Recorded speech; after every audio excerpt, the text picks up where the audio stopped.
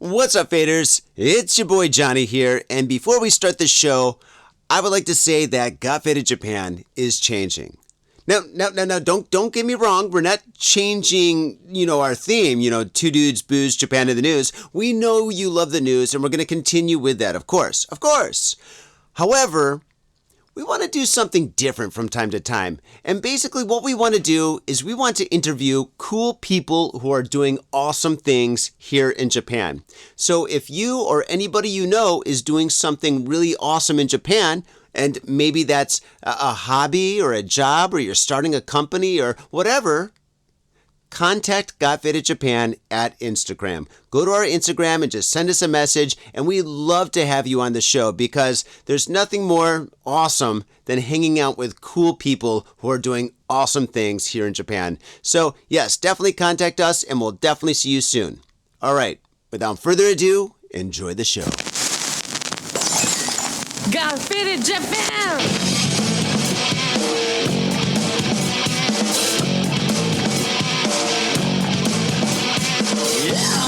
Telling me on business, I'm all about my business, but I ain't got no briefcase, yeah, all I got's some whiskey, open now the whiskey, bring it to you. Yeah, I'm leaning up against the door, and my feet stuck to the floor, and we're messing on go, yeah, I've been in before, I'm a broken man, needing remedial lands, I'm all about my business.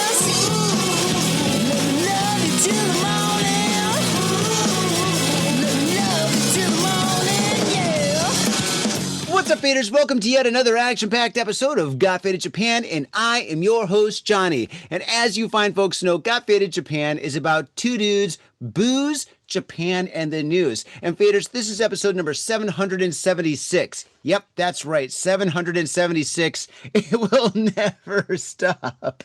But it's all good. It's all good. We're having a lot of fun. And in this episode, it's a little late for me and early for our guests, so we're not going to be drinking booze. I'm drinking kombucha, and I think you're probably drinking coffee. And faders, who I am talking to is somebody who is not a stranger to you, especially if you've been tuning in to Got Faded Japan for the last 10 years or so. We have a one-man army, a one-man walking machine, a one-man killing assassin, a one-man crew. One-man crew, welcome back to Got Faded Japan. It has been way too long, and you look good, by the way. You look fantastic. Thank you, brother. Yeah. I'm happy to be back on. Oh, my goodness. My friend, the last time I saw you was in Tokyo, downtown Tokyo. We were hanging out. We went to Gamuso. You had a show there. God, we've got so much history in Japan, One Man Crew. I mean, I've booked you, I think, at least several times. I booked you for my birthday party. I booked you for a couple of random parties. I got you some gigs to perform here in Tokyo. I never did see your wrestling. You always wrestled on days where I had to work and stuff, but I always wanted to see your wrestling. I supported you though. And man, you look fantastic, man. I mean, I've been watching your videos and stuff and your photos on like Instagram and stuff. You're beefing up and stuff. You're going to the gym. You're healthy, man. God, it's fantastic to see you. Faders, when I talk too much, it's because I'm excited. And I am excited right now because I'm with One Man Crew. One Man Crew, how are you? I'm doing great, man. Doing real well. I became a 32nd degree Scottish Rite Freemason and a Knights Templar. What? And yeah. I just put out a new album in January. It garnered over 100,000 streams in the first week on Spotify. Wow, fantastic. And, I've been defending the lineal world championship against like so many legends, man. It's been cool. It's been a really awesome last 3 or 4 years. That is awesome. I'm so happy to hear that, man. I'm so happy to hear that. I love it when I meet old friends or guests that have been on the show and I talk to them and like life is fantastic. Maybe Got Faded Japan is kind of like a good luck podcast because almost everybody that's been on this show, good things happen to them. So maybe your future is going to be brighter than the sun because you're on this episode right now. Hey, you never know, man. You never know, I man. mean, Well, I think I know, man. I've got a pretty good record. I've been doing the show for over 10 years, and so far, all is good luck, bro. I'll tell you what, man, because I mean, coincidence or not, the last few times I was on your show, I've had a pretty amazing last 10 years since then, or 8 years, or however long it's been. Hmm. I've I've had a heck of an adventure, man. That's awesome. And and One Man Crew, what we're doing right now on Got Faded Japan from time to time is we're interviewing cool people who are doing awesome things here in Japan. And even though right now you're currently in the United States, but before you were in the United States, you were kicking it here in Japan for a long time. And I want you to tell the audience or remind the audience about why you went to Japan, how you got established in Japan, and how you did so many incredible things in Japan. Can you tell your Japan story? Absolutely, man. So back in 2012, I first got booked in Japan wrestling, and I was only supposed to be there for 6 weeks, and I ended up staying there 6 months. And then, because I got over, which means like I became popular, and all these promoters wanted to book me, so I stayed booked up. And then I hurt my back really bad, like the year previous, Mm-hmm. but I kept working through it. But I had a re-aggravation of that injury, and I believe it was in September of 2012 when I was on tour. And then like my biggest dream come true kind of became my worst nightmare, because I had to make all these dates. Like I was on like tours of Hokkaido that were like 10 days long, and having to wrestle twice a day, and with that back injury, man. And I ended up coming back over here for like 6 months to kind of like recharge my batteries and heal up. And then I came back in 2013 in that summer and stayed for a while. And then I came back to the U.S. for another 6 months. Then I went down to, I lived in Hawaii for about a year.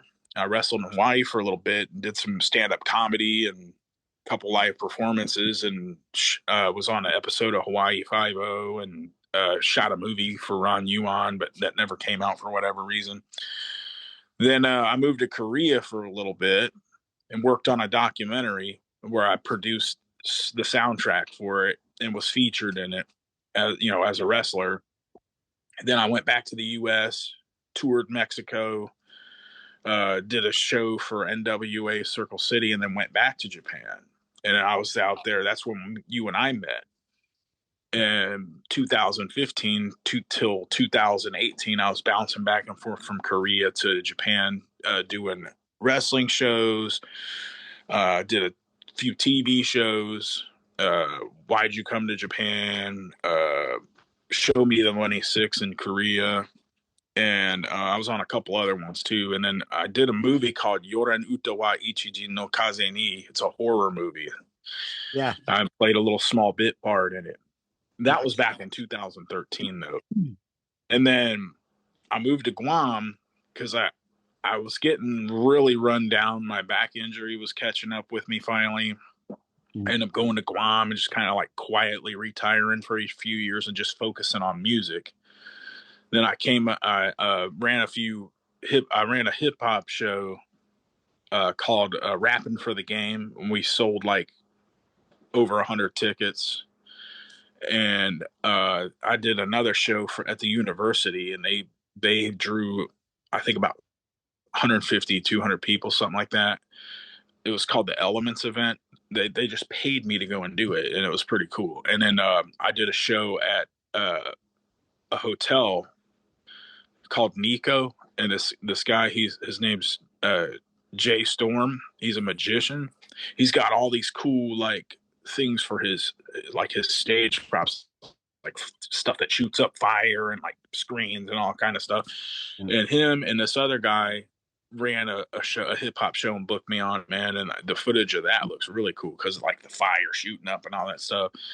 And then I met my girlfriend, and I sent some beats during the pandemic to Violent J from Insane Clown Posse, and I got a deal producing music for ICP. So I produced Wow. music for them for about a year, and they only ever used 3 of my beats, but I made like 40 or 50 custom beats for them, and they told me like they'd give me $500 a beat after the first 4.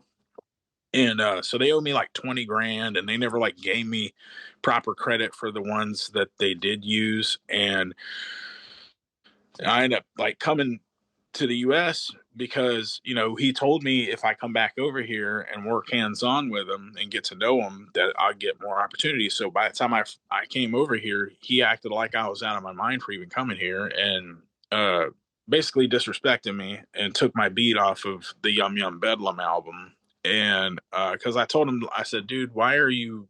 I said, if you're making money off my shit, the least you could do is not treat me like a fucking jabroni, bro. And then he was like, it triggered him, and he like went on this rant talking all this shit. So I just ignored it. And this is like through text, right?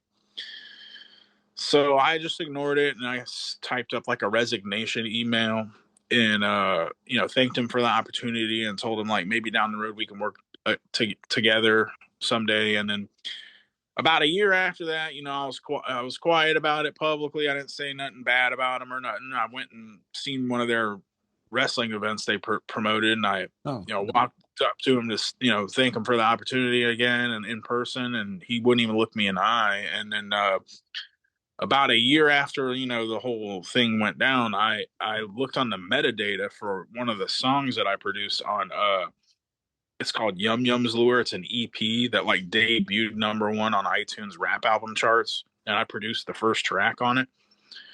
And on the metadata, it says produced by blank. There's nobody, right? So I kind of had a problem with that. So I kept reaching out to them to see if we can get that changed. And then I got no response. So finally, I said, I know what'll get this guy's attention because he's like a real like a junkie, right? So I typed an email with the header, "I'll give you oxycodone." And then I got his attention, all right, because he emailed me back and he was like, "Suck my dick, you fucking retarded monkey. Please introduce yourself to me so I can beat the fuck out of your bitch ass. You make me sick." So I was like, "All right, motherfucker, if you think you can beat my ass, meet me at the corner of Power Road and 10 Mile in Detroit." Oh, yeah. Right around the corner of where one of his properties, right? I don't know if he still owns it or not, but he knows where that location is for sure. So I said, I got to pick Tony Atlas up from the airport, and we're going to wrestle in Battle Creek. And then I got to drop him off on Sunday. So I'll meet you at this time, at this date, just me, nobody else, no weapons, no bullshit. I'll be there. And if you think you can beat my ass, show up and prove it, motherfucker. Otherwise, you're a bitch. Well, he never showed up, and I filmed it and I put it on YouTube, and it kind of went a little bit viral. It got like 10,000 views in like 2 days or something like that. And it's got more than that now, but man, I got swarmed with haters over that. Cause like they're looking at it from face value. They're like, who's this nutcase standing on a street corner wanting to fight Violent J? And they're not like looking into why, you know what I mean? So that's what started like the Juggalos like hating on me and stuff. So from there, I made an album called The Astronomic Dr. Chronic, which is I made my own Joker card album just to piss off Violent J. And I commissioned all the artists that used to be on ICP's label, Psychopathic Records, all the artists that they developed and invested in that left their label because Violent J is a prick. And I got them all on the album. And I got my friend who, you know, he and I started out rapping together like 20 years ago. He had gotten a divorce, and he had like a 15-year hiatus. So me and him reformed our group, Keepers of the Crypt, and then that got a lot of hate. And then I made a new solo album where like I licensed all these features, basically just sampled these features from like big name artists like Snoop Dogg, like all legal, all legit and everything. And it's like a hardcore diss album. It's called Overthrown the Underground, and it's like got like 14 skits, like talking about me burying Violent J alive, and then like partially like through the album, like I knock on his girlfriend's door and a gun in her face and walk in her house, and then after at the tail end of another song, there's a skit where I'm like making her blow me and she's crying. and then my an alarm goes off, so I call Violent J, and then the next track after that's like the interlude where he's like waking up in the casket, and like I'm calling him on the phone and talking shit to him while he's like buried alive, and like I used AI to clone his voice on my performance of him, so it really Whoa. sounds. And then like from there it just gets even crazier and crazier, man, because like Yeah. then yeah, so I that kind of flew under the radar of the Juggalo scene. Because if they known the lyrics that I spit in that and the skits, like they'd lose their minds over that shit. But Yeah. most recently, my friend and I, as the group Keepers of the Crypt, we made a diss song to Violent J called "Violent J is a Bitch," and he Yeah. drew the art, and it's like a parody of like Wizard of the Hood or Wizard of the Ghetto, which is Yeah. one of Violent J's, you know, genius concepts, right? Basically a ripoff of Wizard of Oz. But we shot a music video for it. And this music video triggered these juggalos, and they all come out of the woodwork to like send me threats of violence and death threats and all this shit. It's been bizarre, man. I've had somebody call my mom and leave like a cryptic voicemail about how I'm making bad decisions on the internet and we need to have a little chat and all this shit. It's been crazy, man. Yeah, dude, that's pretty crazy. You've been a busy bee. uh, okay, all right. That's a lot to chew on. That's a lot to chew on. All right. So, okay, very interesting, very exciting. Kind of dark, but okay. Let's go back. Let's go back. Okay, so you're in Japan. Okay, so I didn't know you're in Japan for so long before I met you. I thought I met you when you first came to Japan. I didn't know that you were here for like a minute.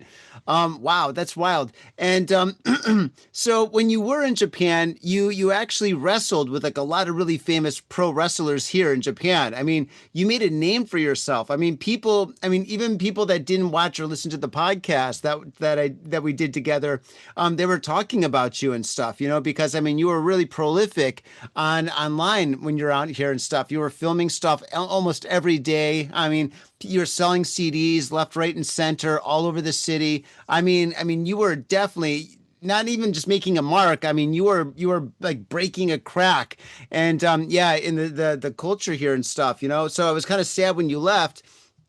But can you tell us about some of the pro wrestlers that you worked with, some of the famous guys? Yeah. Well, one that comes to mind is Tomoaki Honma, who's a very popular wrestler in Japan. Yep.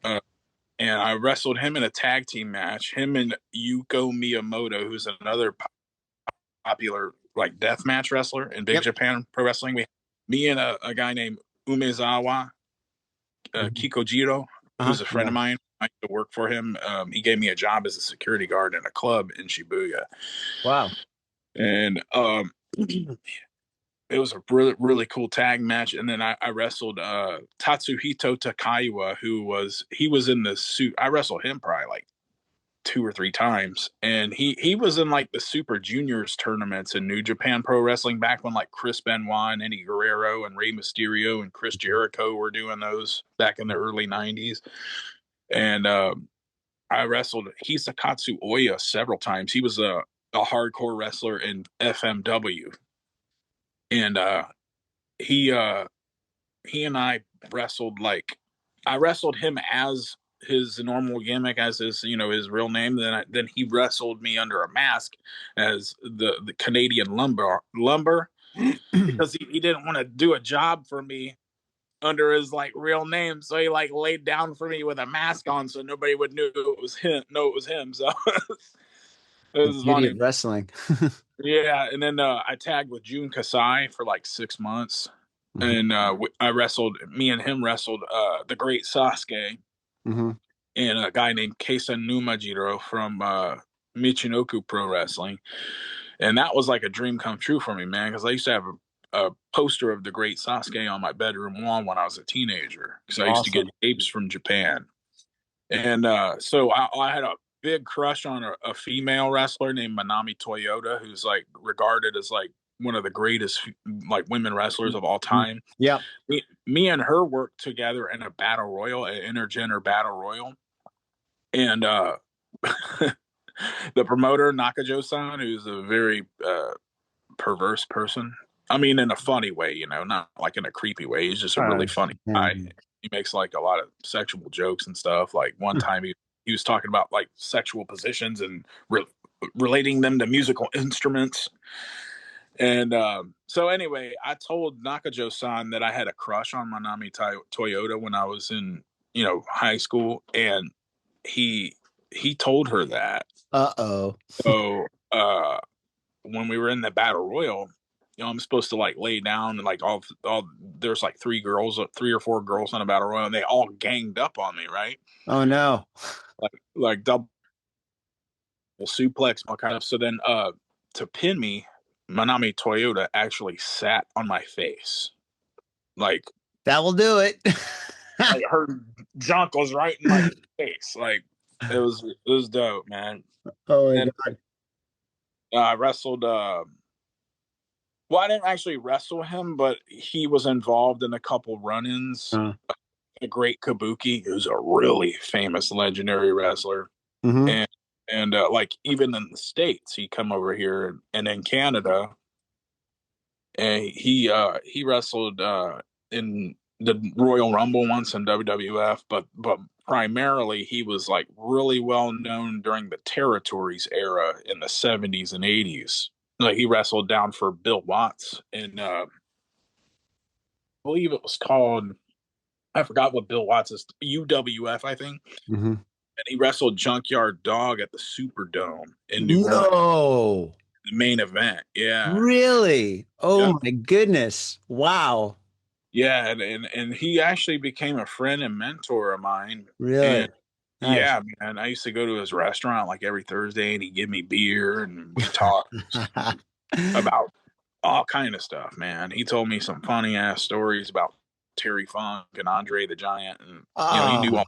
Andre. Yeah, and he wrestled Ric Flair in Japan and All Japan Pro Wrestling in this big main dome show, man. Oh wow! I think it was in the Tokyo Dome. It was either that or Kawasaki Arena or something. It was some big, huge arena show, and yeah, this guy is a straight up legend, man. And like my last match that I had in Japan in 2018 at Korakuen Hall, he actually came to see it. Really? Oh, that's so cool, man. That's so cool. Wow. Oh, yeah. That's fantastic. All right. It's kind of a side question, but I got to ask before it kind of like slips out of my mind. Did you ever go to the steakhouse, that steak restaurant that's off Meguro called Ribera? Yes. Yeah. I love that place. It's great, man. I've been there several times. They gave me like a Ribera jacket. They gave me Zubaz pants. Like they took care of me, man. They really, when I first came there, man, they gave me like 2 pairs of Zubaz pants, and then the last time I went there, they finally gave me a jacket. Oh man, that's awesome. Yeah, so for faders, for all you guys that don't know, Ribera is a steakhouse here in Japan, and it's famous for wrestlers. Like if when you walk in, they play old school from the 1940s and 50s, like country western music, and pretty much every single centimeter of the walls is covered with pro wrestling posters and photos of pro wrestlers who came into that steakhouse. The owner loves pro wrestling. So that's kind of like the theme of like the restaurant. And they got a really, really amazing steaks there. The prices are extremely affordable. And oh my gosh, it's really cool because you can't make a reservation. So you got to wait outside. And it's so famous that you'll be standing next to people that are like, just like normal people, you know, like maybe businessmen, salarymen or whatnot. And then like all of a sudden, like a limousine will pull up and like a driver or a bodyguard or somebody will get out and open the door. And then a couple of people that are just way too high class to be in this neighborhood will come up. Well, I guess it's Meguro, but whatever.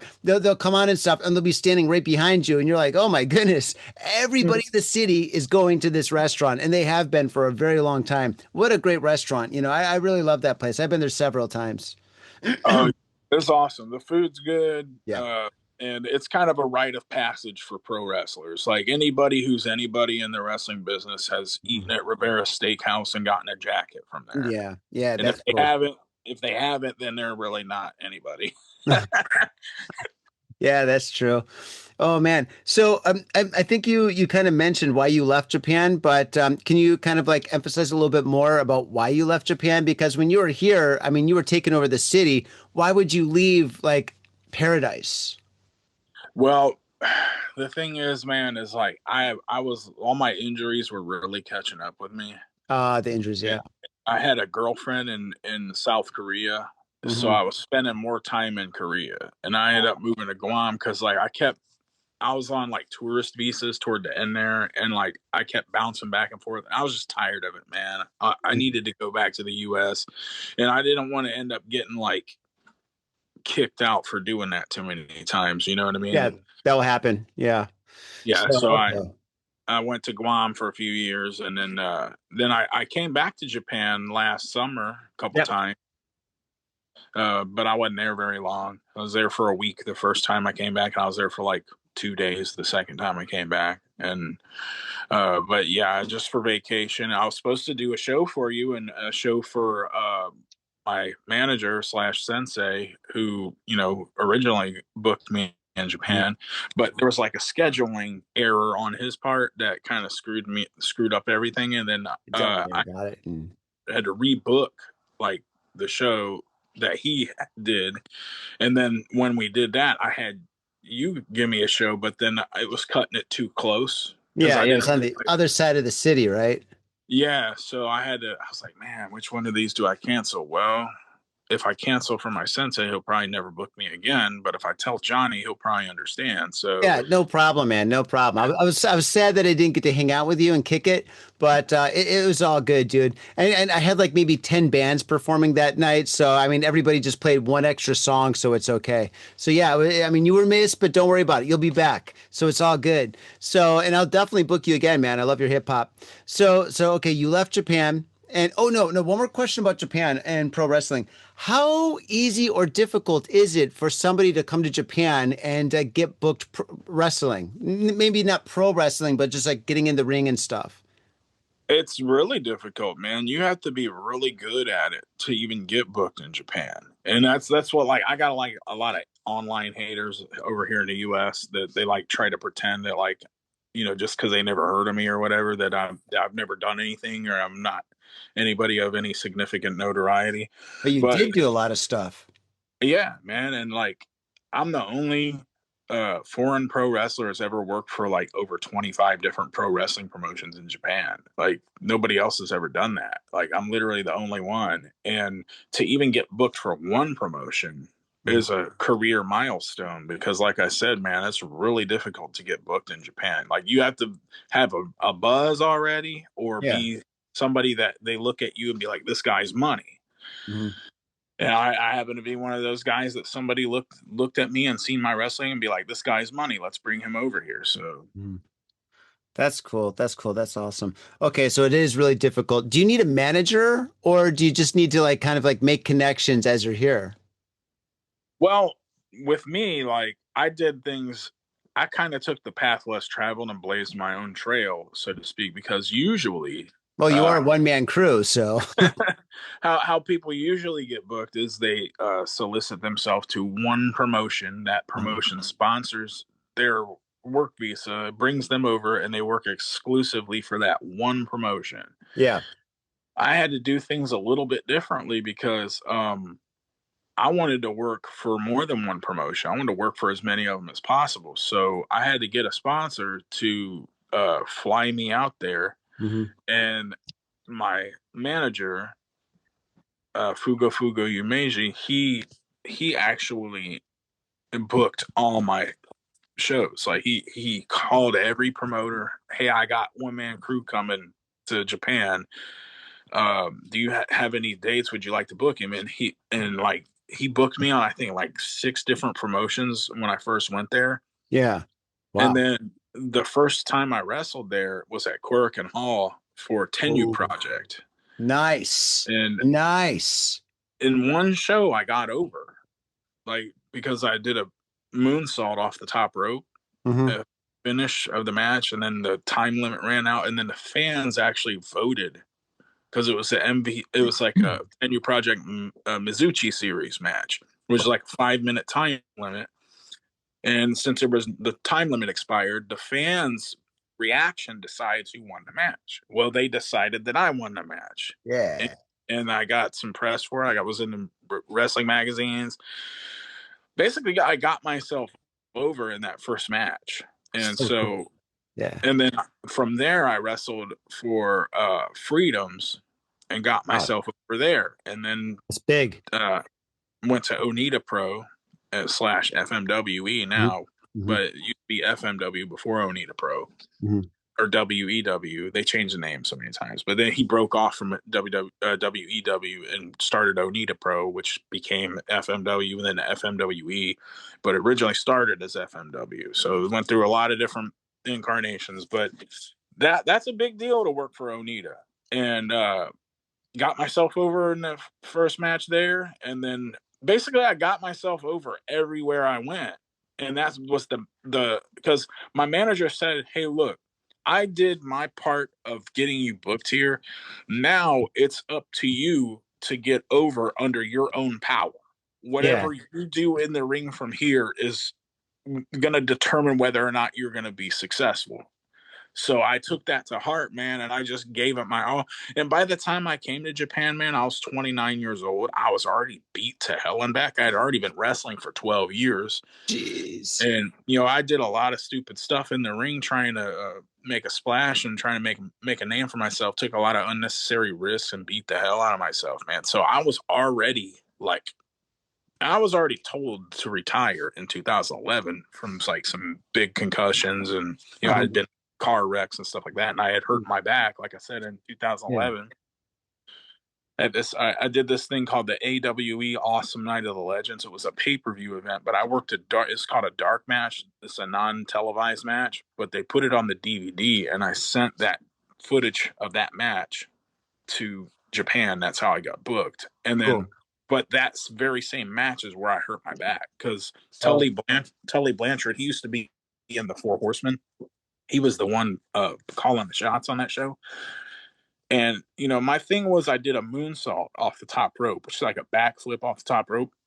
And he was like, no, don't do that. Some other guy did it earlier in the show. Yeah. I said, yeah, but that guy weighs like 190 pounds. I weigh 320 pounds. There's a big difference. And besides that, he hit the moonsault. I'm going to miss it. So, but he was like, no, don't do it. So he's like, what else can you do? I said, I don't know, man. I don't really do anything else off the top rope except the moonsault. I mean, I used to do like a splash and a missile drop kick and all that stuff when I weighed 215 pounds, but, I gained over 100 pounds, so I'm not doing none of that. He's like, what about off the middle rope? Can you do something off the middle rope? I said, I don't know, man. I don't really do nothing off the middle rope. He's like, what about a leg drop? Could you do that? I said, I guess, man. I'm not really comfortable with it, but I'll do it. And I did it. For those of you who don't know, a leg drop is when like you jump up as high as you can to land on your ass and your leg goes across your opponent's throat, right? Okay. Yeah. It's like a guillotine chop. Yeah. So the thing is, the finish is I go for that leg drop off the middle rope. The guy moves. I bust my ass and he gives me his finishing move and pins me, right? Well, I literally busted my ass. Like I broke my tailbone and herniated 2 discs in my lower back, my L4, L5, and my S1. Yo, dude, that's crazy because you'd think that if you're like 300 pounds, your butt would be so big that if you dropped off like the middle or even the top, rope, and you just hit, you would just like, you'd have all that cushion, you know what I'm saying? So It's just like you go bang, bang, bang, bang, bang like that. But obviously not, Yeah. Well, that ring was like really stiff for some reason. It was stiff. It had less give than normal than the strings do, and I wasn't really taking that into consideration. I only had 3 minutes to do the match because they kept cutting my time. They're like, all right, you got 7 minutes, then you got 6 minutes, then 5 minutes, then they cut it down to 3 minutes, then 3 minutes with entrances. Who? So I was like, all right, man, well, we can still get our shit in and make this a good match. And, in 3 minutes, it'd be perfect. It's a perfect TV match. This would be this. I said, the commercial for this, the guy I was wrestling, I said, Yeah. you can do this, man. Trust me.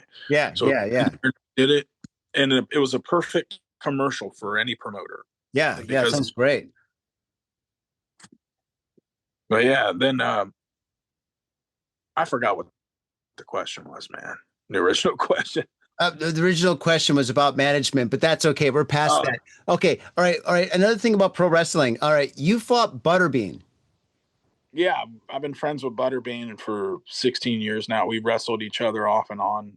We've been involved with 4 matches together, and then I boxed his son last year, and he Ah. broke my ribs. Oh, like father, like son. That's what I say. Oh my gosh. That guy, he's a legit sweetheart. He's like super nice, dude. His heart's from everything that I've heard about the guy, he's got a heart that's like it's a completely golden and it's like 24 karat. Like, I mean, the guy's got a heart of gold. Absolutely, right? He's a great guy, man. Like he really is. Really nice guy. And really, I'm very, very honored and proud that he considers me a friend and vice versa. Very cool. Very cool. Wow. All right. So, all right, you left Japan, you went to the States, you had lots of adventures in the States and Korea and Guam and Hawaii and stuff. But I know you want to talk about the Insane Clown Posse and all that stuff. So, okay, so let's like fast forward to that section. Okay. So, all right, you're in the rap game and did you meet Violent J? Was it Violent J or Yeah, Shaggy Two Dope? I met him originally. Well, there's two of them. There's Violent J and Shaggy Two Dope. Yep. I met Violent J back in 2011 when I wrestled for their wrestling company at the Gathering of the Juggalos. And then during the pandemic, I hit him up on the Cameo app because you can like pay to send him a message. So I sent him a message on there, and I was like, "Hey, man, I don't know if you remember me from JCW, but we met on the stage. I was sweeping off the stage, and you shook my hand, and I gave you some weed as like a thank you for booking me and stuff." I said, I make pretty dope beats, man. I got a whole bunch of them sitting on my laptop I've been making during the pandemic. And if you want, you can just have some of them. I'll send them to you. He's like, cool, man. Send me some fire. Here's my email address. So I sent him like 10 or 12 beats that I made during the pandemic. And he was like, we listen to these beats, man, and they're dope, but they're not really our style. Do you think you could make something specifically tailored to our sound? I was like, yeah, sure, man. So I made him the first 2 custom beats I made for him. They end up using them, and they're like, man, we're gonna give you a deal, man. How about this? The first 4 beats will be free, and then since you offered us free beats, and then after that, we'll give you $500 a beat. And he's like, keep making this stuff, man. Keep sending this stuff. Make all the beats you send us, make them like this beat. Like the first beat I sent him, like he was really riding nuts on, man. He loved that beat. So I was like, all right. So I, kept making him beats, and for like 6 months, he was like, man, you're getting doper and doper, man. These are all dope, and everything was all good. And then, like I said, he used the one beat on Yum Yum's Lure, and it debuted #1 on iTunes rap charts. And they did a Patreon stream, and they featured one of my beats on it. Like there's footage of them like listening to it and stuff, and putting it over and stuff like that. And then about 6 months into me producing for him, I sent him a beat, and he emailed me back, and he was like, I really like this beat. It's just I was waiting for it to land. The verses, I want you to change it. I want it to go boom, boom, boom. And like if you're reading that in like an email or a text, boom, boom, boom can mean like 5 or 6 different things when you're sequencing notes for an 808. It could be the first, the third, and the fifth note. It could be a triplet sliced over the first 4 notes. It could be a triplet sliced over 8 notes. Yeah. It could be the first 3 notes. It can mean so many different things. You know what I mean? So I tried to fix it the way he wanted it, and he was like, "No, man, I'm telling you, I want it to go boom, boom, boom." I'm like, "Well, can you at least send me a voice clip or something, like mouthing it to me or something, man?" Like, and so I kept trying, and he was like, "Never mind, man. Thanks for trying." I was like, "All right, whatever. Well, maybe it just didn't. He didn't want this beat." But I kept sending him more beats, right? And I let him know. I sent him an email like, "Hey, man, I'm coming back to the States right after the Gathering of the Juggalos. I know you're busy, like working, on the Gathering." What I Yeah. didn't is this guy was like in full blown heroin addiction mode. Wait, for real? Yeah. How do you Like, know? how do I know? He's admitted it on, he went to rehab. Oh, He ended up going to rehab when I came back here. He was already in rehab. But anyway, so he missed a performance at the gathering that same year because like he said it was something related to his heart, and I know he did have a heart problem, mm-hmm. but he was also on fucking drugs. So anyway, so I came back, and then I already told you the story about that where Yeah. like Now, yeah. can I interrupt you? And I'm sorry to do so. Did you have any kind of a contract while you were doing this? Like, did you send him a contract? Did he send you a contract? Was anything signed? No, nobody ever like actually signs a contract with ICP, man. It's all like handshake deal bullshit, man. They And should. They yeah, should. You should yeah, but always sign a contract. I did talk to an entertainment lawyer, and he said that the texts that we sent back and forth were as good as a contract. Okay. So if I wanted to sue him over it, I could, but I'm not. They got more resources than I do, so they could fight that, and it would end up costing me a bunch of money, and then they could end up winning it. So I just decided to go the diss route. Like, okay, well, I'm not gonna get my 20 grand and my respect and my proper credit or my accolades, like, which I actually am. Like, I Mhm. do qualify for a plaque, and I'm gonna be getting that. But what I'm gonna do instead is I'm gonna diss this motherfucker. So that's what I've been doing. And one of the ways that I haven't mentioned yet that I've been kind of sticking a dagger in him is Corporal Robinson, who is a wrestler for his wrestling company. He had won their title and then got injured and had to relinquish the title. And then he Oh. ended up coming back, and they ended up firing him because he was like selling guest lists to people. But anyway, he's like atoned for that, and like he and I had became friends, and I told him about the situation with ICP, and I was like, hey man, wouldn't it be dope if, like, since you never lost the JCW title, like we wrestled for it, like the original version of it, and you put me over and drop the belt to me, and then I like book all Violent J's guys and just beat them all. And he's like, yeah, I'll do that for you. So when we did that, we called it the Lineal World Championship. We got like a replica of the JCW title, and then we had a hardcore match, which was a badass hardcore match, by the way. I ended up messing myself up, like going through a table. Whoa. And so, he put me over, he endorsed me. I had that belt, and then I defended it against Congo Kong, Madman Pondo, Rhino, Eugene, Buff Bagwell, Dan the Beast Severn, Shane Douglas, Tony Atlas, Too Cold Scorpio, Al Snow, Tommy Rich, like all these legend wrestlers, man. Mhm. And at first, it started out just like, I want to do this to piss off Island J, but then it became, hey, actually, can be a really cool. I'm gonna shoot a documentary. I've been shooting a documentary with this Lineal World title run, and it morphed into something that actually legitimate, because what I didn't really realize at the time was, like, when Corporal Robinson was the JCW champion, he had Yeah. beat Scott Hall, Razor Ramon, uh, at JCW's Bloody Mania 1 event. And at that time, Scott Hall was the WWC Universal Champion. He actually came out with the belt around his waist. And for those of you who don't know, the WWC Universal Championship is Puerto Rico's version of the World Heavyweight Championship. And Mhm. it tracked back to when Ric Flair went down to Puerto Rico and wrestled Carlos Colon in a couple title matches, and Carlos Colon beat Ric Flair to unify the WWC and NWA world titles. Wow.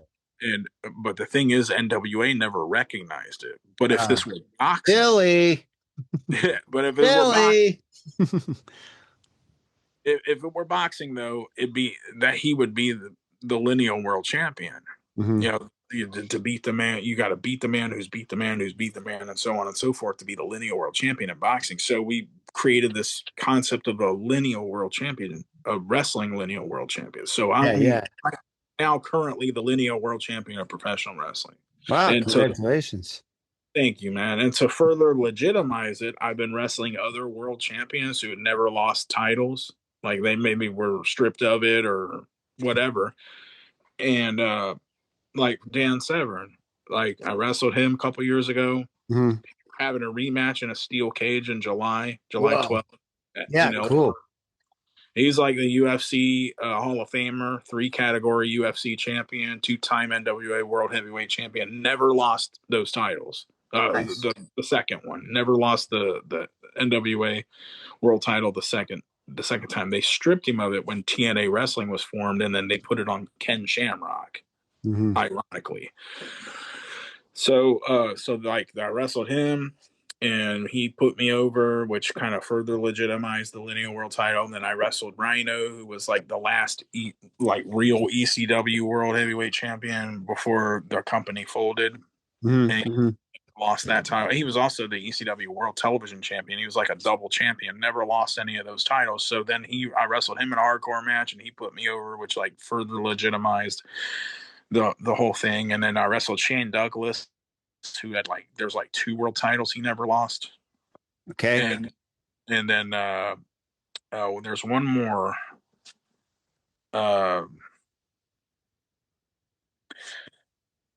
Can't think of it, but anyways. Yeah, it's all good. We get it. you're basically kicking butt and taking names. Now I want to go back to the Insane Clown Posse, because I guess this is kind of like big news right now. Yo, what's up, Faders? Got Faded Japan has got a new sponsor. Our new sponsor is Gamuso Bar, located in Asagaya, Tokyo. If you're kicking it in Tokyo and you want to get your groove on, get your fade on, you better get your ass down to Gamuso. Gamuso is located in Asagaya. It's about 11 minutes from Shinjuku Station on the Chuo line. Gamuso has weekly bands, weekly performances. And hell, if you got your own event and you want to hold it at Gamuso, we'd love to host you. So contact Gamuso at www.gamuso.com. That's www.gamuso.com. That's right, Gamuso has not only beers in the bottle, but beers on tap. We've got every drink you want, so come on down to Gamuso. Gamuso, and if I'm working, tip me. Have your attention, please. Attention.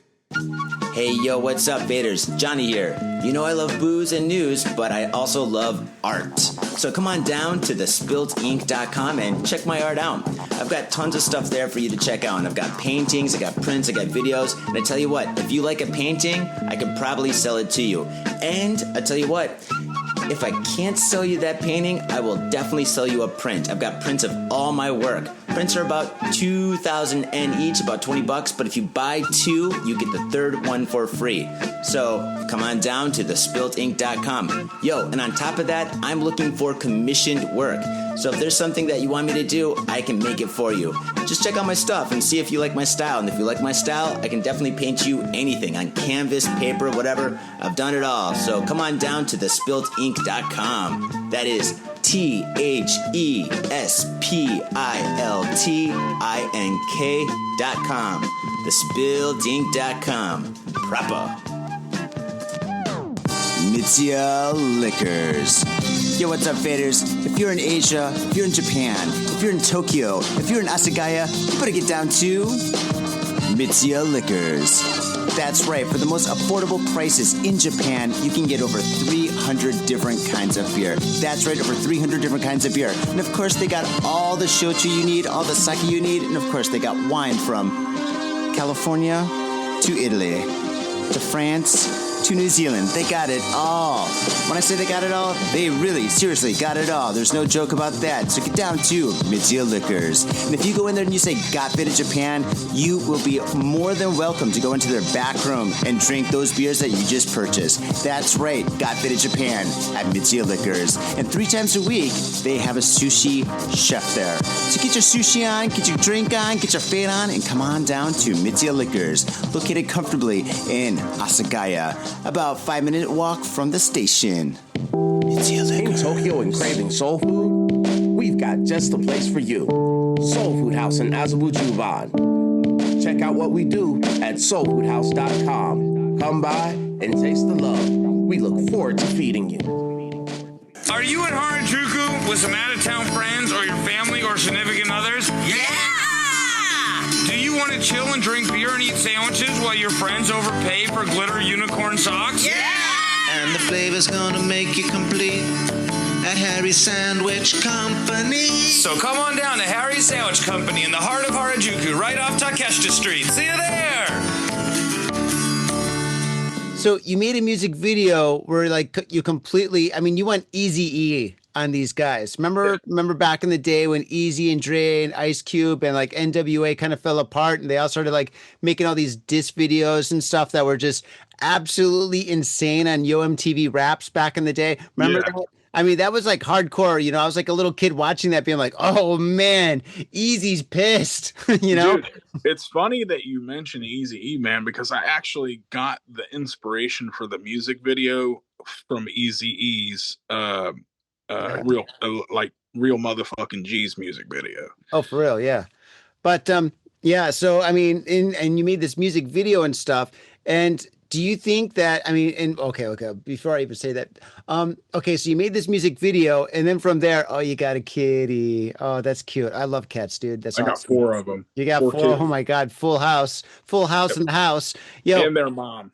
and their mom. Oh my goodness. Okay, so okay, awesome. Love cats, but you got a lot of hate from like the Juggalos because the Juggalos is like, I mean, they're kind of like an army, you know? I mean, there's a lot, they have a festival where they all get together and we all know what goes on in the festivals and stuff, you know, like crazy hijinks and madness and stuff, you know? I mean, it looks like a lot of fun, to be honest. I mean, I really want to go. But the thing is just like, I mean, you kind of like, you kind of put your balls in like the wasp nest to a degree, right? Yeah, I sure did, man. And I have no regrets about it because fortunately, you know, I'm not living in Japan anymore. Over here in the US, we have guns. So if anybody wants to try something stupid, I'm well prepared. Well, let's just hope it never gets to that. Yeah, I mean, seriously, that's bad news. But I mean, yeah. So I mean, so they called your mom. I mean, have they been like coming to your house or anything? Or I mean, like I've had threats. I've had so many. I've had threats of like, "Where are you?" Like, me and my crew's coming to beat your ass, or like, you know, people tell me they're gonna smoke me and all that kind of shit, man. Like, there's been. Yeah, somebody called my mom, leaving a cryptic voicemail. The same person tried to call me 5 times, and I didn't know who it was. It just said spam. When they try to warn you that it might be spam, like when you're on caller ID, so I just didn't answer it. And then that same person called my mom 6 times and left a weird voicemail, man. Oh my goodness. Wow, that's not good. But Yeah. the interesting thing is, though, man, is some of my biggest haters have became some of my biggest allies and supporters. Really? Yeah, because like once they looked into like what really happened, they started to understand where I was coming from with it, and then they looked into ICP and like certain allegations against Violent J, and it's kind of coming to light what a piece of shit that guy is. And like if you look on his Instagram, he is getting swarmed with people like saying they're not going to be a Juggalo no more, and like I'm actually winning this thing a little bit. Wow. Oh my goodness. Yeah, wow. That is insane. Like, I mean, do you think, I mean, okay, like, all right, I'm gonna be honest. Like when I started seeing this stuff online a little bit, and I was like, what the heck is going on? I thought this was a wrestling thing. I thought this is all like kind of like set up or whatever, where you're like, you're a heel or he's a heel or something. You guys are gonna get in the ring and like battle it out or something. I thought this is like kind of like, you know, fictitious, you know? I had no idea. I did cut a scripted promo that I wrote the night before because I wanted to make it as interesting as possible. And I just basically like cut a promo on the Juggalos and ICP, and you probably saw that. It's like 8 minutes long. And I just wanted to add fuel to the fire, man. Cut a classic heel promo. I've been working these Juggalos, like they've been eating out of the palm of my hand, man. And it's worked, man, because like I've gotten like that week that video dropped, man, I had over 200,000 views on Facebook alone. Wow, it's a lot. So oh, please. I was gonna say, man, like these people like tell me how I'm such a nobody and how I'm such a jabroni, man. But like, if I'm nobody, then why are you so emotionally compromised over what I'm doing? You know what I mean? Yeah. Like Now, it's can you? been. Go ahead. No, no, no, no, no. Please, please, please. I'm interrupting you, man. I'm sorry. I'm No, pulling a Burt Kreischer, man. I'm sorry. that's all good, man. So like I was saying, like I've talked about how whack juggalos are, and some of the juggalos have like really realized because like the juggalos turned on them for stuff that they've done and said, right? Yeah. That's not even against ICP, and then they come to me like, man, how about we team up? So like I've actually gotten people like apologizing to me because they didn't really know anything about me and they just like made presumptions, and then they like really looked into who I am and what I've done and like the whole situation, and they're like, man, your music's dope. And I've had some juggalos tell me, man, I really hate to say this, but your shit's doper than ICP's. Hmm.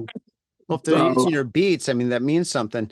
Um, so can you capitalize on this at all? I mean, with your music video, I mean, could this like lead to something bigger? I mean, obviously the pro wrestling is completely taken off like wildfire. Another little kitty, that's great. But I mean, can you capitalize like kind of like push your music career because of the situation? well, that's kind of what I'm doing, man. So like what I've been doing is working these marks, is what I call it, and working the gimmick, and it's been bringing traffic my way, and I'm a monetized content creator on Facebook. So every interaction, every view I get paid for that. And my music video is monetized, so I get there's ads, and I have content ID, so anybody that like plays my video or if I repost it on my other social media accounts, ad revenue gets added to that. So Oh wow. it's all monetized, man. And uh, the whole thing is like I'm bringing eyes and ears to my stuff, and so I've always worked under the idea that any kind of publicity is good publicity. I mean, I'd rather be known and for something I'm hated for than to not be spoken about at all. Well, to a Because degree, I mean, you don't want to be Hitler. no, well, You don't want to go that far.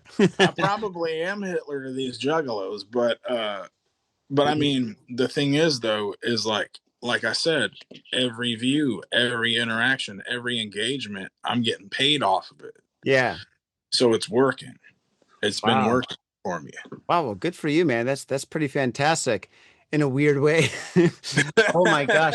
So, do you think eventually that Violent J or yeah, Violent J is going to watch the video or he's going to like kind of like be like, "Oh man, you know what? One Man Crew, I'm really sorry how things turned out or something." Do you think that eventually that's going to happen or you guys are kind of like past the line? Well, I know that he does, pay attention to what I've been doing, Hmm. because people send it to him. Yeah.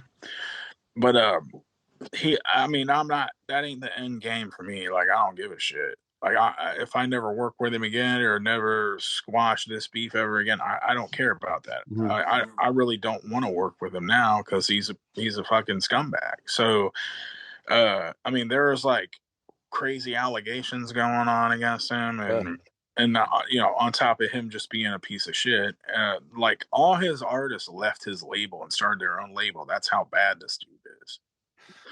Well, And I when mean, I with no contract, I mean, you can do anything you want, if you're like kind of like the yeah, executive of this company or whatever. The thing is, it's just like you gotta have contracts from the get-go in any business. I mean, even if you're like mowing lawns for somebody, you gotta have a lawn, you gotta have a contract. So yeah, I mean, well, that's a lesson to learn. So anything that you do in the future regarding wrestling or music or something like that, you got to have some contracts written. Even though you said the emails are kind of like contracts, but there's nothing more stronger than a contract. Because once you get that piece of paper, you're kind of bulletproof to a degree. So yeah, keep that in I mind for have a future. I have a contract with a movie. Like I produced a soundtrack for this movie recently that came out earlier this year, and like they flew me down to New Orleans. I filmed a cameo for it, and it's a Juggalo related movie. So because I produced music for ICP, the director Nathan Tabe, he wanted to use my beats in the soundtrack. I have a rough cut of that movie with everything in it, but because I just fine with Jay, he took all my. He tried to cut me out of the movie as much as he could. He couldn't cut it all out because like one of the bad guys wearing one of my T-shirts, so he couldn't cut. He'd have to reshoot like half the movie. Oh no! If he cut everything out, right? Uh-huh. But the thing is, I signed a contract for that, and the contract says that the agreement can't be terminated for any reason. Mm-hmm. So I could probably sue him over that. Yeah, yeah, but absolutely. The reason I'm saying that is even if you do have a contract, you can still get screwed. You know what I mean? Yeah, that's true. But I mean, you're better off having a contract than not having a contract. So, and of course you need to have a lawyer and all that other stuff, and it gets expensive and complicated. But it's better to have one and then to not have one. So, okay, wow, that's pretty wild. So, what if Violent J apologized? If he called you up, he's like, "Hey, man, I'm really sorry that I did this to you. I'm just a juggalo. I was confused." Would you accept his apology? I'd tell him, suck my dick, you fucking retarded monkey. Please introduce yourself to me so I can beat the fuck out of your bitch ass. You'd make me sick. That's what I'd tell him. Oh man. Oh geez. You crossed the line, I guess. Oh wow. Okay. No, I'm just kidding, man. No, the truth is, man, I'm just working heel here a little bit. But truth is, man, like if he really did genuinely like, feel bad for the way he treated me or whatever. Mm-hmm. Like maybe he thinks he didn't do nothing wrong. I don't know, but from my point of view, the guy is piece of shit because I worked my ass off for a whole year making beats for this guy and got nothing for it. And then on top of that, I got disrespected. Yeah, and that's where I got the problem. And I've been saying this. It was never about the money. I just want to be on the team, man. And the thing is, when you disrespect me the way he did, at the level he did it at, mm-hmm. that means war to me, bro. So that's why I've been going hard for these past 2 years. Oh my gosh, wow.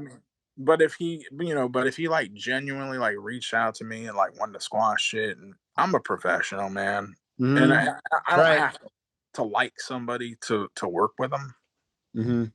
and I don't have to like somebody to get along with them, because at the end of the day, man, like you got to be professional. Got to be professional. And some people might look at what I'm doing professionally as unprofessional, but I think it's very professional because it's old school. Easy NWA, man. Or I mean, you can even break that down to or take that all the way back to what would you call it? The East Coast, West Coast hip hop scene. Remember back in the 90s and stuff where people are getting shot? I mean, you've got Biggie, Notorious B.I.G., and you got Tupac and stuff. I mean, those guys, they went pretty hard in their dissing. I mean, they went like really hard, where they're talking about like having sex with each other's wives on their albums, It's just like, whoa, my God, you're a little kid listening to that. You're like, I don't ever want to make Tupac mad. No way, Dude, I'm telling you, man, like if you listen to my new album, Overthrowing the Underground, it's a ride, man. It's a ride. Yeah, it is. Wow. Album. It's got like 14 skits in it telling a story. It's got features from like some of the most legendary artists ever. And the beats are dope. It showcases different styles of rap. And I diss this guy, man. I go nuclear on this guy. Jeez, man. That's wild. Oh my gosh. Okay, so all right. The stuff in that new music video is child's play compared to what I did in that new album, man. Wow. Okay. All right. So, all right, you're doing this now. Your finger is not on the red button. The red button's been pushed a million times, right? You've dropped nuclear bombs all over this guy and his career. And what's next? What's after this? Do you have any plans? Do you have like another album in the mix that's coming up or? Yeah, I'm working on my friend Drunk Zambini's solo album. Producing that for him, and I'm gonna get a contract. Get a contract. I'm doing it for him because he invested a lot into our last album that we did together, the Astronomic Dr. Chronic. He's the one that put up the money for all the features on that album. Wow. We got Twisted, Blaze, Dead Homie, Anybody. Oh, Twisted, really? Yeah. Mars from Dark Lotus. the ROC, Boondocks, Light, Straight Jacket, The Joker, G Moski, like all these guys are like enemies of Violent J. And he put the money up to get all those guys. So to kind of return the favor, I'm producing his new solo album, and Okay. we've got some features on that one too. That's cool. Wow, man. All right, cool. And then Dude, after that, we're supposed to be doing another Keepers of the Crypt album called it's called The Wishmaster. It's the second Smoker card in our Joker card parody series, and then I'm gonna work on another solo album where it's just me rapping by myself, no features, like no beef stuff, just me. like Like maybe a romantic album or something. You can rap about your cats. Like, I'm one man crew. I'm surrounded by pussy. Pussycats. well, it's just gonna be a straight up hip hop album, man. Like I'm gonna reimagine some old classics Uh-huh. to where I mash up like concepts from different beats and maybe like remake something that from back in the day, but make it my own. Like put Uh-huh. my own little concept on it. Like for example, there's a song from 1983 by it's called the band's called Sexual Harassment. They made a song called "I Need a Freak," and that song has been remade so many times. Too Short remade it. Too ICP. short. So many people. Even today, there's like a mainstream pop rapper that kind of remade it, like took elements from that song. Mhm. But I'm gonna remake Too Short's version of it. I'm gonna call it "I Need a Fiend." Nice. It's about dope fiend bitches, right? Oh Like, God. for example, like Rolling down Woodward. some of the lyrics are like, "I need a fiend, a whore pervert who licks my nuts like she's eating orange sherbet. Oh Jesus. I need a fiend who needs some powder so she can slurp my spooey up like clam chowder." Well, apparently this is no longer a family episode. Oh, sorry, dude. No, it's all good. I'm joking. I'm joking. Yeah, it's really late at night here, so it's all good. But oh man, wow, dude. So I mean, one man crew, you never stop, man. You're like a shark, man, because a shark just keeps on moving forward, dude. And that's exactly what you're doing. And I'm really sad, and I'm really sorry that you had this bump in the road with the whole Insane Clown posse. I mean, the whole posse, all the juggalos and stuff. You know, that's unfortunate. But I mean, you're taking a bad situation, and as you do, you're making it positive, which I think is really cool, man. So basically, you're moving forward, and you've got a lot of great gold coming down the road and stuff. So I'm really looking forward to all the wonderful things that you're doing. So you're wrestling and you're making beats and you're making music and you're helping out all your homies with their music and stuff like that. That is great, man. That's really good, dude. That's super cool. If nothing else, man, like the silver lining in this whole ICP beef is that I made a lot of my dreams come true, Mhm. and I'm I've made a lot of great content. Like the last two albums I did were like two of the dopest albums I've ever done. Like I would say I would even say that my new solo album like competes with like the mainstream shit as far as the quality of the music Mhm. and the originality and some of the skits and concepts and Yeah. the fact that I've got like legally licensed features from all these big name artists on it, man. With contracts. I've got contracts on all of them, man. Good. So Nah. Happy to hear it, man. I'm a contract guy. Everything I do is sign that dotted line at the bottom. That's me. Oh hey, I man. never signed a contract to perform at one of your shows. Yeah, but you shook my hand. Good enough. See, that's what I'm saying, man. I've always been a handshake guy Yeah. because most of the people I worked for or worked with have Yeah. been, man of their word like I am. Yeah, that's But true. the higher up you go, you find out there are scumbags the higher up you go, man, because In all businesses, man. In all businesses, it's all like that. So yeah, that's definitely true. That's definitely true. But not just the higher up you go, in any direction, man. If you go low, there's scumbags and con men everywhere, dude. I've had my issues and my problems with this stuff too. Trust me, and we're gonna save that for another episode. But yeah, man. At this point, I get a contract with everybody that I work with and stuff. Everybody professionally. So, and you kind of have to. You kind of have to. And yeah, so gosh, man, I'm really happy for you that you're really doing great and stuff. You know, I was a little bit worried when I saw some of that shade that was going towards your way, and I was just like, oh man, dude, is this real? What's Yeah, going it's on? real. Is this a wrestling thing? Who's the heel? You know? So I'm the but, heel. you're the oh gosh, but yeah. Now that we know your side of the situation, we know what's going on and stuff. You know, I mean, wow, that's pretty insane. You know, but be careful out there, man, because I mean, apparently you've got those juggalos after you and stuff, and yeah, dude, you don't want anybody after you, man. That's I not stay fun. strapped. I stay Yeah. strapped, man. Okay, Like, well, hopefully it never comes to that and stuff. You know, but yeah, jeez, man. Well, gosh, you know what? I think it'd be really great if you could send me an MP3 of like one of your tracks that we could put at the end of this podcast, so everybody that's listening to this podcast they can like hear what you're doing and stuff. And also, faders, go down into the show notes. One Man Kru is going to have links to all his beats, to his wrestling dates, to anything and everything. If you could send that to me tonight and stuff, I can have this podcast up by next week and stuff. So pretty much people can start like following you and like checking out like what you're doing and stuff, supporting you, and maybe giving you some like leads for like other countries. I mean, well, Got Faded Japan is completely global. I mean, we are big in Estonia, believe it or not. So, I mean, that's kind of cool. Well, I think that's dope, man. I remember you Estonia. had like back when I was first on your show. I knew you had like around 5,000 people listening to you. Oh gosh, yeah.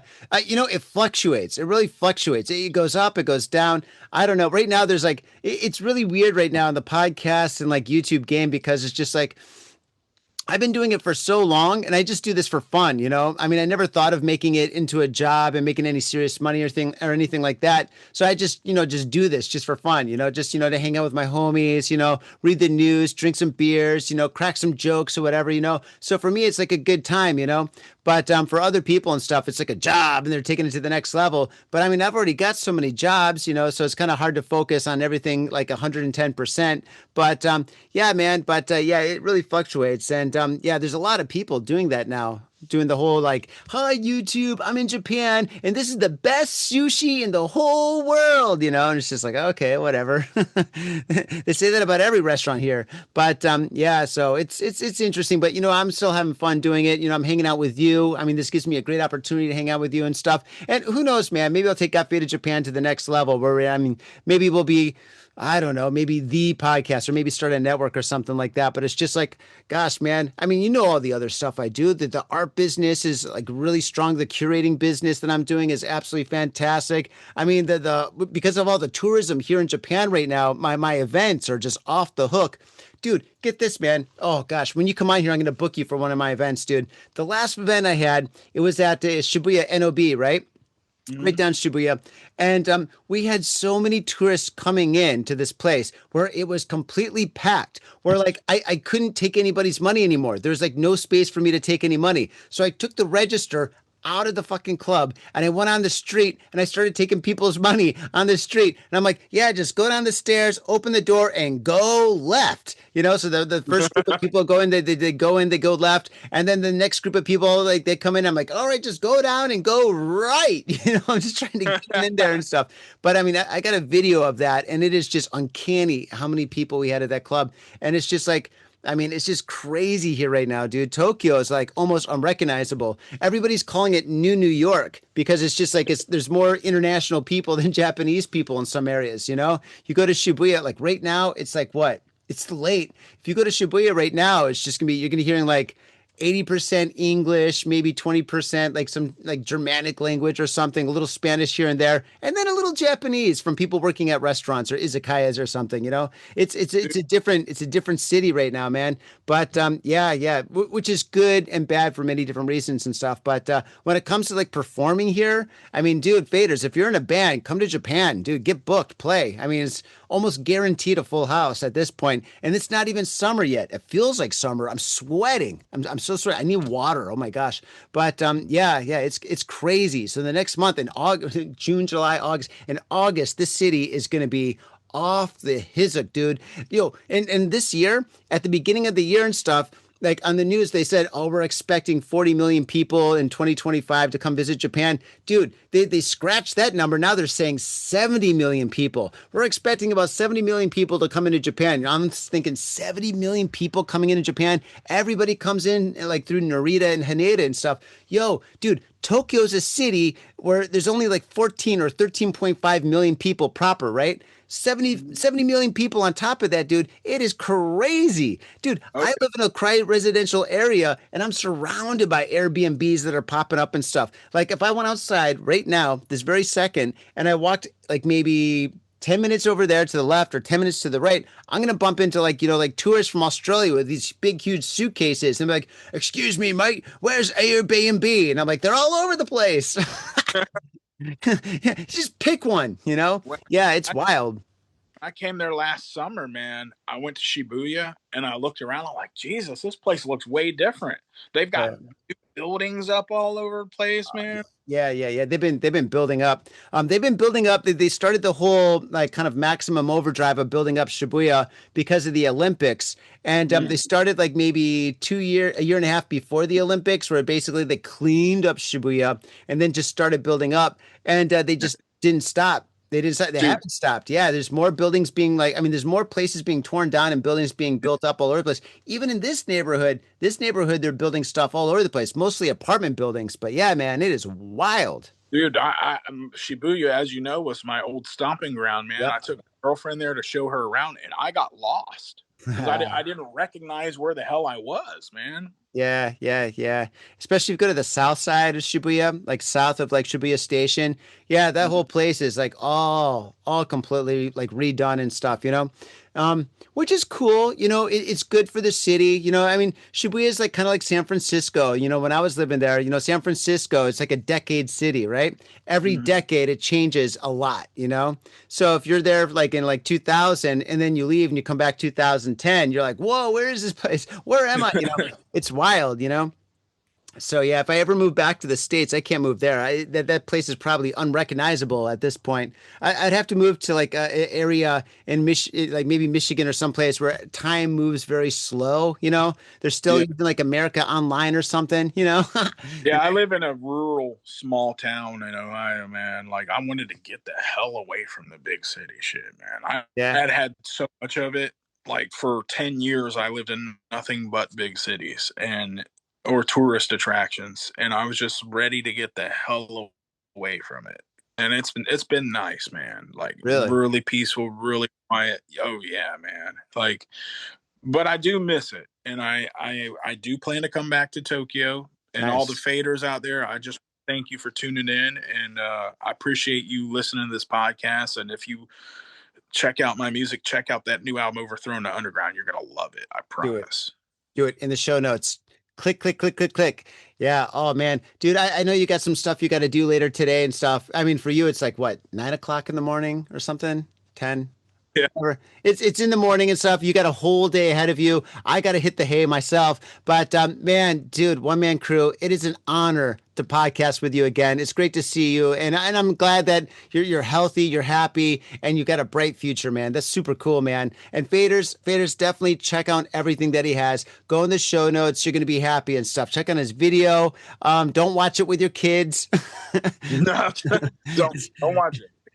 But check it out. Support him. Buy his stuff. Buy his shirts. And if he's pro wrestling in like in a city near yours, definitely check him out, dude. He's extremely entertaining. When he's the good guy, when he's the heel, both times he's always great, dude. So definitely check him out, Anthony. 1 Man Kru, thank you so much for being on the show, dude. Hey man, that's all good. My real name's Anthony Sanders, just for everybody's information, but it's been an honor and a pleasure here too, brother. I appreciate you, Johnny. You're the man. Word, dude. Thank you so much. Faders, thank you so much for tuning into this very special episode of Got Faded Japan. Thank you for making it to the very end. I want to thank everybody that's supporting the show on Patreon. The unedited raw video and audio of this podcast will be up on Patreon. The edited one will definitely be on YouTube. If you're listening to this, check out YouTube. It's a great place. Like and subscribe, as everybody says. And you guys just take care of yourselves and have a good time. Thank you so much, and fade on. Peace. Peace. My own brother, a goddamn shit-sucking vampire. Will you wait till Mom finds out, buddy? I've got a government job to abuse and a lonely wife to fuck. As far back as I can remember, I always wanted to be a gangster. God, the pressure! I can't take it! I can't take it! I can't get to it! You sure excuse me? We're going drinking! We came, we saw, we kicked his ass! Your move, creep. Man, I will never forgive your ass for this shit. This is some fucked up repugnant shit. Ah, fuck it, dude. Let's go bold.